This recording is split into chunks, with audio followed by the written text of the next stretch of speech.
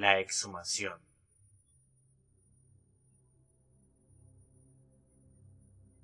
Desperté abruptamente de un terrible sueño y miré sorprendido a mi alrededor. Y entonces vi el techo abovedado y las ventanas estrechas de la habitación de mi amigo, y una sensación de intranquilidad me invadió al recordarlo todo. Supe que todas las esperanzas de Andrew se habían cumplido. Yacía boca abajo en una gran cama, y los postes que la sujetaban se retorcían hacia arriba en increíbles perspectivas. La habitación estaba tapizada de grandes estanterías llenas de los libros y antigüedades familiares que ya me había acostumbrado a ver en aquella oscura esquina que formaba parte de la casona que había sido nuestro hogar común durante tantos años. En una mesa al lado de la pared descansaba un vasto candelabro, cuyo antiguo diseño había sido trabajado a mano hacía mucho tiempo, mientras que las finas cortinas habían sido cambiadas por unos espesos cortinones que apenas si dejaban pasar la luz, dando un ambiente lúgubre. Recordaba vivamente los acontecimientos que tuvieron lugar antes de mi confinamiento en aquella monstruosa fortaleza medieval. No fueron muy placenteros, y aún temblaba al recordar el diván en el que había estado tendido antes de encontrarme aquí. El diván en el que todo el mundo pensaba iba a ser mi último lugar de descanso. Los recuerdos estaban en mi cabeza, trayéndome de nuevo a las terribles circunstancias que me habían obligado a elegir entre una muerte verdadera y una muerte hipotética. Posteriormente reanimada por ciertos métodos terapéuticos solos conocidos por mi colega Marshall Andrews.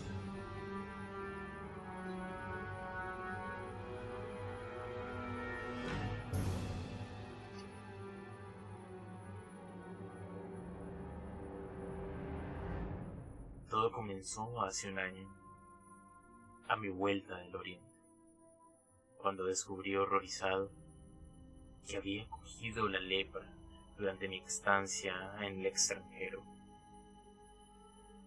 Sabía que había asumido muchos riesgos al cuidar a mi hermano enfermo en las Islas Filipinas, pero hasta que no volví a mi región nativa, no se hizo patente ningún síntoma. Fue Andrews el primero que se dio cuenta, ocultándolo tanto tiempo como le fue posible. Pero nuestra confianza mutua y amistad pronto reveló la horrible verdad.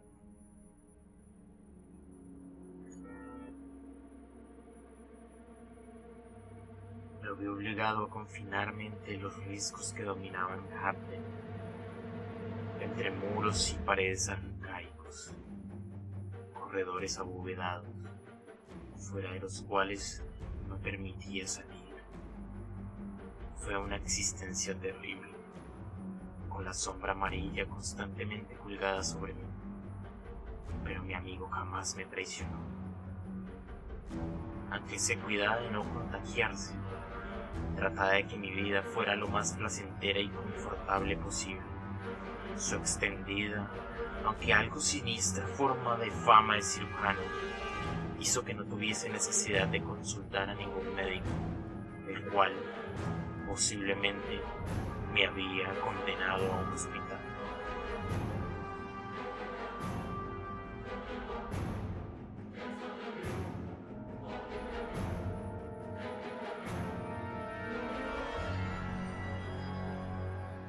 Sucedió casi el año de mi reclusión, finales de agosto. Andrews decidió hacer un viaje a las Indias Occidentales para estudiar los métodos nativos en medicina.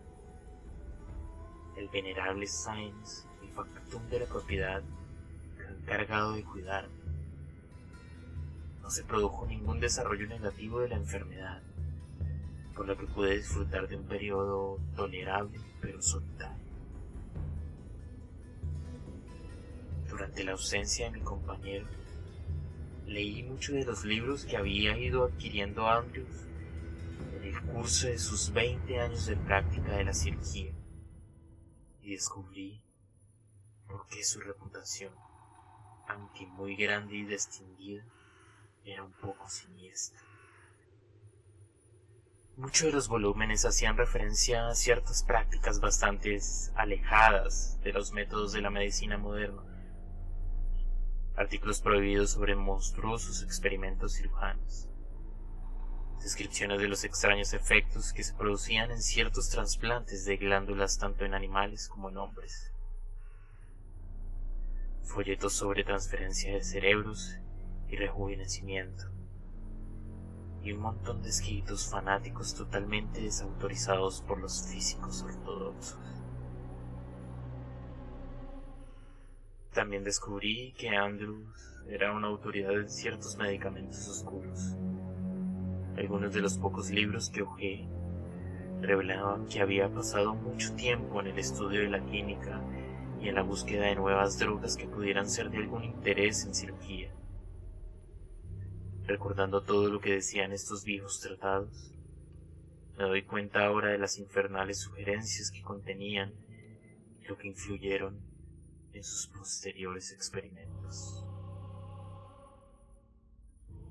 Andrews estuvo fuera bastante más tiempo del que yo había pensado, no volviendo hasta principios de noviembre, casi 4 meses después de su partida. Estaba ansioso por verlo cuando llegó. A pesar de que mi estado había empeorado, había llegado a un punto en el que debía guardar absoluto aislamiento para no ser descubierto, pero mi ansiedad era pequeña comparado con la exuberancia que mostraba él, ya que durante su estancia en la India había trazado un plan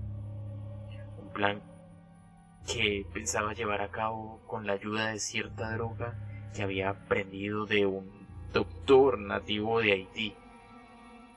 Cuando me dijo que el experimento tenía mucho que ver conmigo, me alarmé un poco, aunque difícilmente se podía estar peor en mi condición. Más de una vez había considerado la posibilidad de disfrutar el olvido que me podía proporcionar un revólver o la caída del tejado de las afiladas rocas que sobresalían abajo. El siguiente día de su llegada, a la tenue luz del estudio, me contó todo tipo de detalles de su idea. Había encontrado una droga en Haití, una fórmula que podía desarrollar que inducía a un estado de sueño profundo, una especie de trance cercano a la muerte. Los músculos se relajaban totalmente, incluso la respiración y los latidos del corazón cesaban mientras durasen los efectos. Andrews me dijo que había visto muchas veces sus efectos sobre los nativos. Algunos habían permanecido dormidos durante días, tan inmóviles como si estuvieran muertos. Esta animación suspendida, me explicó luego, es capaz de engañar incluso a cualquier examen médico. Él mismo, de acuerdo a las leyes conocidas, había declarado muerto a un hombre que se hallaba bajo los efectos de la droga. Aseguró también que el cuerpo del sujeto asumía la apariencia de un cadáver, haciéndose visible una especie de rigor mortis. Durante algún tiempo sus propósitos no quedaron demasiado claros, pero cuando se fue haciendo patente el significado último de sus palabras, comencé a sentir miedo y náuseas.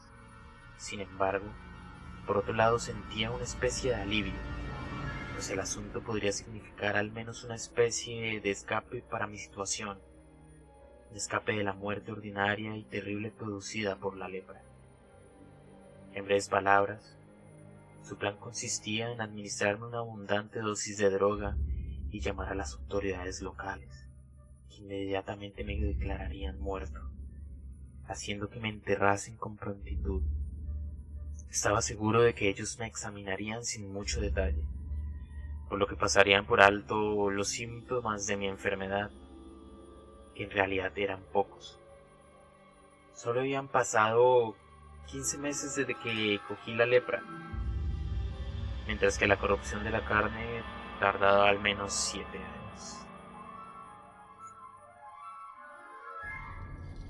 Más tarde dijo resucitaría.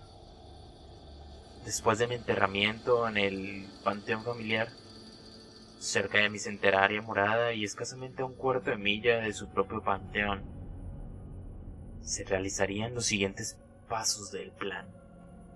Finalmente, una vez sellada mi losa y mi muerte divulgada, él abriría en secreto mi tumba y me traería de nuevo a la mansión, vivo y sin ningún daño.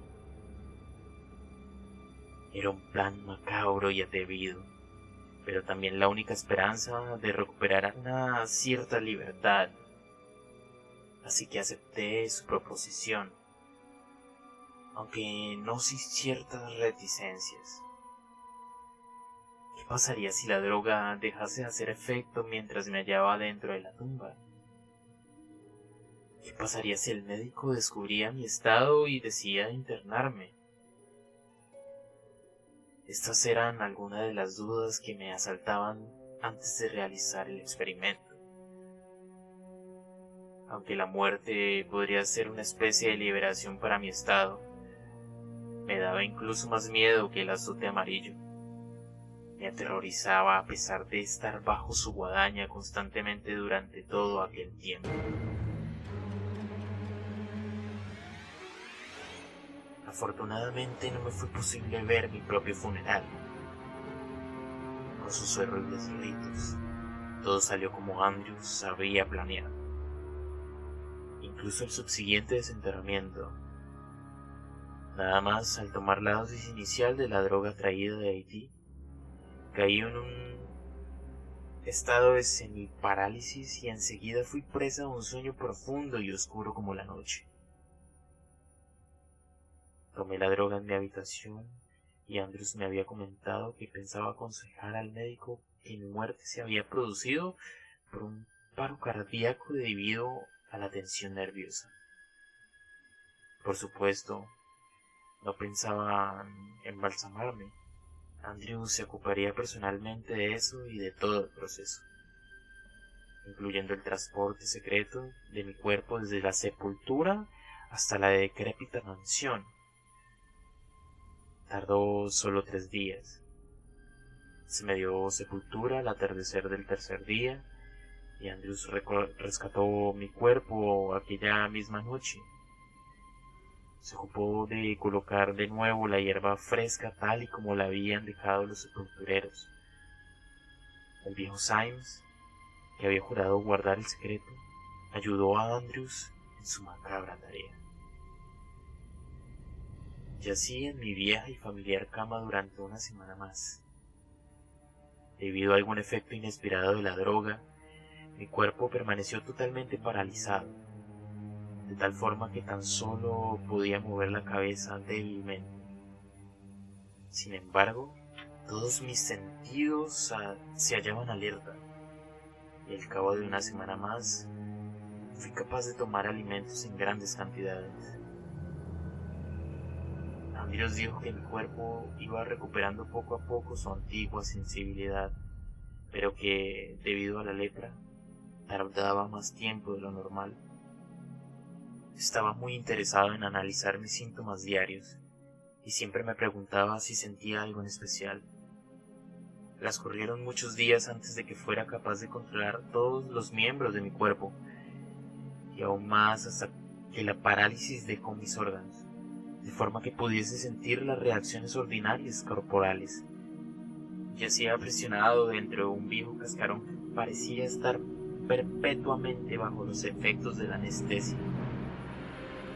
Sentía una extraña alineación que no era capaz de entender, considerando que mi cabeza estaba perfectamente viva y en un buen estado de salud. Andrews me explicó que se había llevado a cabo el primer proceso de reanimación, pero que no sabía exactamente cuándo terminaría la parálisis total del cuerpo. Aunque mi condición no parecía preocuparle mucho considerando el intenso interés que había puesto en mis reacciones y estímulos desde el principio. Muchas veces, cuando hacía un alto en sus preguntas, yo podía observar un extraño brillo en sus ojos mientras me examinaba, una especie de destello victorioso que nunca se había atrevido a decir en palabras, aunque a la vez se hallaba dichoso por mi triunfo sobre la muerte y mi retorno a la vida. Sin embargo, sentía la presencia de ese horror con el cual tendría que enfrentarme en menos de 6 años, cosa que me llenaba de pesadumbre y melancolía durante los aburridos días en los que esperaba pacientemente la vuelta de mis funciones corporales. Sin embargo, él me aseguraba que en poco tiempo disfrutaría de una existencia que pocos hombres habían experimentado. Pero estas palabras no me impactaron con lo que realmente querrían decir, con su siniestro significado, hasta mucho después. Durante mi aburrida permanencia en cama, Andrews y yo comenzamos a separarnos. Dejó de tratarme como un verdadero amigo. Tuve la sensación de que me miraba más como el objeto de sus experimentos. Descubrí inesperadas manías en él, pequeños actos de crueldad que incluso el endurecido Symes apenas podía soportar, y que a mí me inquietaban en gran manera. Frecuentemente observaba un trato cruel con pequeños especímenes vivos del laboratorio, pues se hallaba metido en varios experimentos ocultos sobre los trasplantes glandulares y musculares con conejos y cerdos de Guinea. También se había dedicado a experimentar con la nueva droga en curiosos experimentos de animación suspendida, pero me contaba muy poco de todo esto, aunque el viejo Symes me hacía de vez en cuando algún comentario que arrojaba alguna luz sobre el asunto. No sabía exactamente qué era todo lo que sabía el anciano mayordomo, aunque seguramente había aprendido mucho debido a ser el compañero constante de Andrews y el mío. Con el paso del tiempo, un sentimiento débil pero constante comenzó a arrastrarse por mi enfermo cuerpo. Con los síntomas de recuperación, Andrews tomó un fanático interés en mi caso. Aún parecía tener una aptitud más analítica que amistosa, y me tomaba el pulso y el ritmo cardíaco con entusiasmo. A veces, mientras me examinaba fervorosamente, veía cómo temblaban sus manos débilmente, un temblor que no era propio de todo un cirujano. Nunca había podido ver mi cuerpo en su totalidad desde que volví a despertar, pero con la vuelta del sentido del tacto descubrí que mi cuerpo tenía ciertas formas que no me parecían familiares. Fui recobrando gradualmente el uso de mis manos y extremidades, y con el paso de la parálisis se fue haciendo patente una terrible sensación de distanciamiento. Mis miembros encontraban muchas dificultades para obedecer las órdenes de mi cerebro, y me hallaba totalmente desconcertado. Mis manos eran torpes, que tuve que acostumbrarme a intentar las cosas varias veces. Todo esto debía ser, pensé, causado por el avance de mi enfermedad y el contagio de mi sistema nervioso. Como no sabía exactamente qué síntomas eran los iniciales, mi hermano se hallaba en un estado más avanzado de la enfermedad. No tenía ningún método de juicio, y como Andrews rehuía el tema, no tuve más remedio que permanecer en silencio. Un día le pregunté a Andrews, al que ya no consideraba mi amigo, si podría intentar levantarme y sentarme en la cama. Al principio puso alguna objeción, pero luego, aconsejándome de que me tapase con las sábanas hasta el cuello para no coger frío, accedió. Esto me pareció un poco extraño, ya que la temperatura reinante era muy agradable. Ahora el otoño terminaba y el invierno estaba esperaba agazapado. La habitación estaba siempre caldeada, el escalofrío repentino en mitad de la noche, las ocasionales miradas a un trozo de cielo desde mi ventana me hablaban del cambio de estación. No había ningún calendario colgado en las oscurecidas paredes. Ayudado amablemente por Symes, me senté en la cama, mientras Andrews miraba fríamente desde la puerta del laboratorio. Cuando conseguí sentarme, una débil sonrisa apareció en sus siniestras fracciones, desapareciendo al instante por el pasillo oscuro. Su forma de comportarse no hizo que mi condición mejorase. Dijo Symes, generalmente tan cortés, últimamente parecía perdido en sus propias preocupaciones y me dejaba solo durante largos periodos de tiempo. La terrible sensación de extrañeza se incrementó en mi nueva posición. Era como si los brazos y piernas que estaban bajo mi bata se negasen a obedecer los mandatos de mi mente, como si se mantuvieran agotadas y no fueran capaces de moverse. Mis dedos torpes eran totalmente ajenos a mi sentido interior del tacto, y me asustaba el estar condenado el resto de mis días a una esencia de sensaciones inducida por mi terrible enfermedad. La misma tarde que recobré parte de mis sensaciones empezaron los sueños. No solo me sentía atormentado por la noche, sino también durante el día. Me despertaba gritando horriblemente de alguna pesadilla de la que preferiría no acordarme. Esos sueños consistían preferentemente en sucesos macabros, cementerios nocturnos, cadáveres acechantes y almas perdidas en un caos de luces y sombras. La terrible realidad de las visiones era lo que más me asustaba. Era como si una influencia interior fuera la causante de esas visiones de tumbas a la luz de la luna e infinitas catacumbas de una muerte sin descanso. No podía saber su procedencia, y al cabo de una semana me hallaba sumido en abominables pensamientos que parecían crearse a sí mismos en mi recuperada conciencia. En aquel tiempo comenzó a bullir un plan en mi interior para escapar de la vida intolerable a la que me había visto impelido. Andrews cada vez se preocupaba menos de mí, y solo parecía estar interesado en los progresos de la recuperación de mis reacciones musculares normales. Cada día estaba más convencido de que en el laboratorio al otro lado del pasillo se llevaban a cabo experimentos nefastos. Los chillidos de terror de los animales eran horribles y me ponían los nervios de punta. Además estaba empezando a pensar que Andrews no me había ayudado solo por mi beneficio, sino por algún motivo particular suyo. Las atenciones de Symes cada vez eran menores, y estaba convencido que el anciano servidor también tenía algo que ver con el malsano asunto.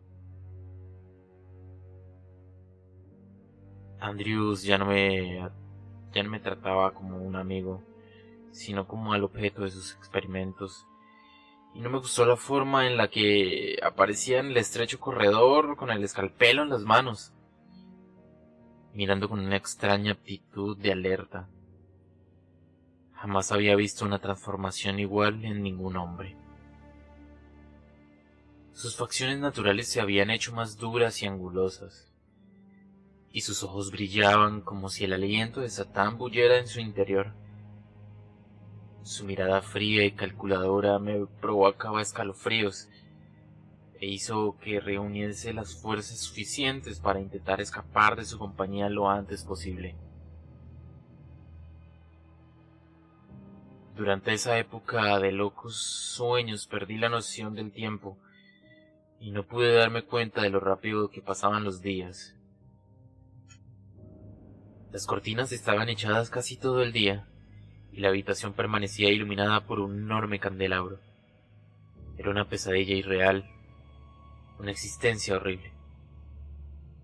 Aunque según pasaba el tiempo me sentía más fuerte, siempre había contestado cuidadosamente a las preguntas de Andrew sobre mis progresos. Pero ahora le ocultaba el hecho de que una poderosa vida Bullía en mi interior según discorrían los días. Por supuesto, no le dije nada acerca de que esperaba que me fuese útil en la crisis que se avecinaba.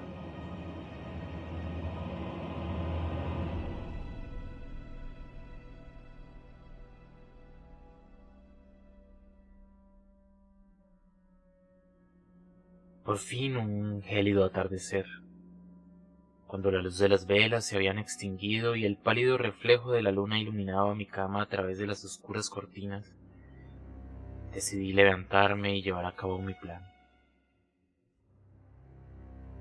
No había sentido ningún movimiento de mis guardianes desde hacía horas, y supuse que ambos estaban durmiendo en las habitaciones contiguas. Tirando suavemente de las mantas, me senté y salí cautelosamente de la cama. Apoyando los pies en el suelo, el vértigo hizo presa de mí al instante y estuve a punto de desmayarme. Pero finalmente recobré el vigor y, sujetándome a los postes de la cama, conseguí ponerme de pie por primera vez en muchos meses. Poco a poco, una nueva fortaleza fue penetrando en mi interior y logré asir una bata negra que había sobre la silla. Era demasiado larga, pero serviría de abrigo sobre mis ropas de cama. De nuevo me volvió esa sensación de extrañeza que había experimentado mientras guardaba cama. Un sentimiento de alineación, una dificultad para que mis miembros reaccionasen de la manera que yo quería. Pero tenía que darme prisa, antes de que desapareciesen de nuevo mis fuerzas. Tomé la precaución de ponerme unos zapatos viejos antes de salir, pero aunque hubiera jurado que eran míos, me quedaban demasiado holgados y decidí que debían ser del viejo Symes. Cogí el enorme candelabro que brillaba a la luz de la luna, ya que no vi ningún otro objeto contundente, y comencé a mover con mucha cautela la puerta del laboratorio. Mis primeros pasos fueron inseguros y dificultosos y, a causa de la oscuridad, me vi obligado a avanzar lentamente. Cuando llegué al umbral, pude ver a mi amigo echado sobre un sillón. A su lado había una pequeña estantería con botellas y un cristal. Lo vi reclinado en el sofá a la luz de la luna. Sus facciones luminosas estaban retorcidas en una satisfecha sonrisa de borracho. En su regazo descansaba un libro abierto, uno de los macabros libros de su biblioteca privada. Durante largo tiempo permanecí inmóvil ante la escena, y entonces, dando un paso hacia adelante, golpeé con el pesado candelabro de su desnuda cabeza. El sordo crujido fue seguido por un chorro de sangre mientras el cuerpo caía al suelo con la cabeza abierta. No sentía ningún remordimiento de acabar con la vida de mi amigo de aquella forma. Pensé que los horribles, lo que quedaba de ellos, especímenes que habían diseminados por toda la habitación en distintos estados de conservación y acabado, eran suficiente prueba para no tener piedad de él. Andrews había ido demasiado lejos en sus experimentos como para continuar viviendo, y como si yo fuera uno de esos monstruosos especímenes, de lo cual ahora tenía la horrible certeza, era mi deber exterminarlo. Supuse que acabar con Symes no iba a ser tarea fácil. En verdad, solo una suerte poco normal había hecho que encontrase a Andrews dormido. Cuando llegué finalmente a la puerta de la habitación del mayordomo, casi totalmente extenuado, supe que necesitaría de todas las fuerzas que me quedaban para completar la tarea. La habitación del viejo estaba sumida en la más absoluta oscuridad, situada en la parte norte de la casa, pero debió haber visto mi silueta recortándose en el umbral de la puerta. Gritó estridentemente y le arrojé el candelabro desde donde me encontraba. Golpeó algo blando, produciendo un sordo ruido en la oscuridad, pero los chillidos continuaron. En esos momentos todo era confuso, pero recuerdo que agarré al hombre y comencé a golpearlo mientras le quitaba la vida poco a poco. Pronunció una horda de palabras malsanas antes de que retirase mis manos de su cuerpo. Gritó y suplicó clemencia mientras le apretaba con mis dedos. A duras penas pude reconocer la fuerza que emanaba de mí en aquel demencial momento. La fuerza que habría dejado al socio de Andrews en una condición semejante. Retrocedí del oscuro habitáculo y me tambaleé hasta las escaleras que bajaban a la puerta principal. Descendí a trompicones y de alguna manera llegué a la planta baja. No había ninguna lámpara encendida, tan solo una débil luz de la luna que se filtraba por los estrechos ventanucos del recibidor. Pero me abrí camino a través de las frías, pesadas losas de piedra, aterrado por lo que acababa de hacer. Y llegué a la puerta principal después de siglos de arrastrarme entre la oscuridad. Recuerdos vagos y macabras sombras parecían bullir en aquella antigua sala. Sombras que una vez fueron amistosas y comprensibles, pero que ahora parecían extrañas e irreconocibles, de forma que bajé los escalones de la entrada con algo más que el miedo a mis espaldas. Durante breves momentos permanecí en el enorme umbral de piedra, contemplando los rayos de luna que se dirigían a la casa de mis antepasados, a menos de 1 milla de distancia. Pero el camino parecía largo y por un momento me desesperé con solo pensar en ello. Por fin cogí un palo de madera a modo de bastón y comencé a caminar por el ondulante camino. Delante de mí, a poca distancia y brillando a la luz de la luna, se erguía la venerable mansión donde mis antepasados habían vivido y muerto. Sus torretas sobresalían espectrales en la difusa luz, y la negra sombra que se delimitaba en la colina cercana parecía bullir y ondularse como si la mansión estuviera hecha de una sustancia casi irreal. Allí se erguía un monumento de medio siglo, un refugio para mis familiares, tanto jóvenes como ancianos, del que yo había renegado hace mucho tiempo para vivir con el joven Andrews. Se hallaba libre de todas las maldades de aquella noche y esperaba que siempre permaneciese así. De alguna forma llegué a aquel antiguo lugar, aunque no recuerdo la última parte de la caminata. Estaba cerca del cementerio familiar, entre cuyas lápidas mohosas y decrépitas podrían encontrar el olvido que tanto ansiaba. Mientras me acercaba, la luz de la luna me hizo reconocer la vieja familiaridad, tan ausente durante mi existencia antinatural, cambiándome de una extraña manera. Me acerqué a mi propia tumba y tuve una sensación de bienvenida. Con ella llegó aquel sentimiento de alineación y deslavamiento que tan bien conocía. Estaba contento de que se acercase el fin. Ni tan siquiera me paré a examinar mis sensaciones hasta poco después, cuando todo el error de mi situación se hizo patente. Intuitivamente sabía el lugar exacto de mi sepultura. La hierba apenas había tenido tiempo de crecer entre la tierra recientemente removida. Ensegocido me acerqué al montículo y comencé a excavar la tierra húmeda. No sé cuánto tiempo estuve escarbando hasta que mis dedos tropezaron al fin con el ataúd, pero chorreaba sudor y mis dedos no eran más que unos garfios sangrientos e insensibles. Por fin quité el último montón de tierra. Con los dedos trémulos empecé a manipular la pesada tapa.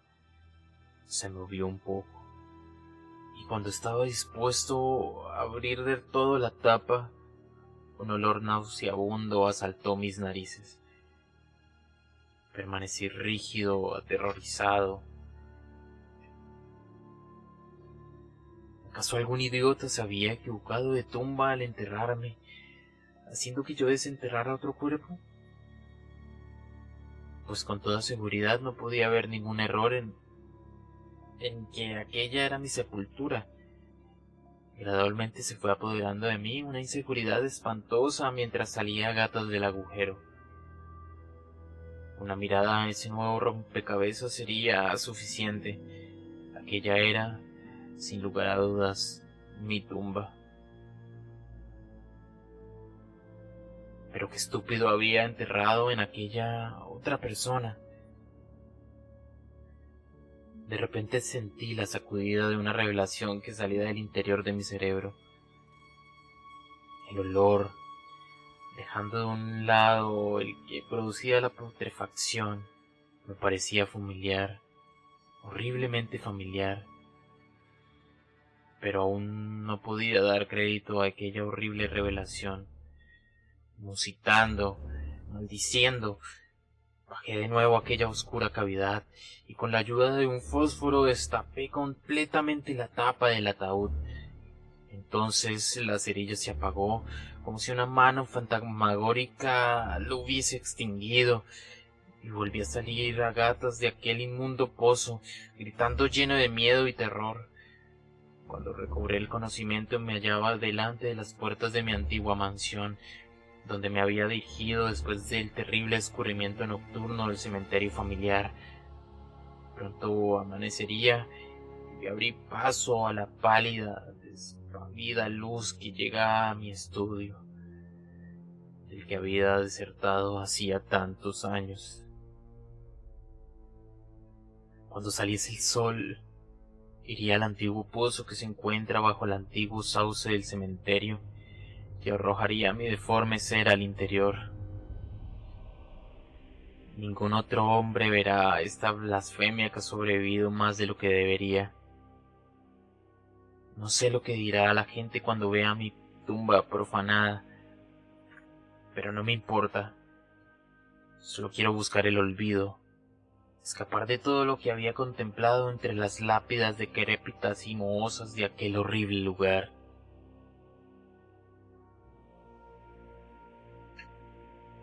Ahora sé por qué Andrews actuaba con tanto secreto. Aquella aptitud grotesca que adoptó tras mi muerte artificial. Me había tratado como un espécimen suyo durante todo ese tiempo. Un espécimen que era la cima de sus conocimientos de cirugía, su obra de arte. Un ejemplo de pervertido arte para su propia contemplación. ¿De dónde obtuvo Andrews aquel otro tipo de que le sirvió para llevar a cabo sus propósitos? Posiblemente no lo sepa nunca, pero me temo que lo trajo de Haití, junto a sus conocimientos de medicina. Cuando menos esos largos y peludos brazos y esas horribles piernas cortas son totalmente desconocidas para mí, desconocidas para todas las leyes naturales de la materia. El pensamiento de que viviría torturado con aquel otro el resto de mi vida era como un infierno. Ahora solo puedo desear aquello que una vez fue mío, aquello que todo hombre tiene derecho a poseer hasta su muerte, aquello que puede contemplar en un momento de pánico, aquel antiguo cementerio cuando abrí la tapa del ataúd, mi propio cuerpo, marchito, podrido y sin cabeza.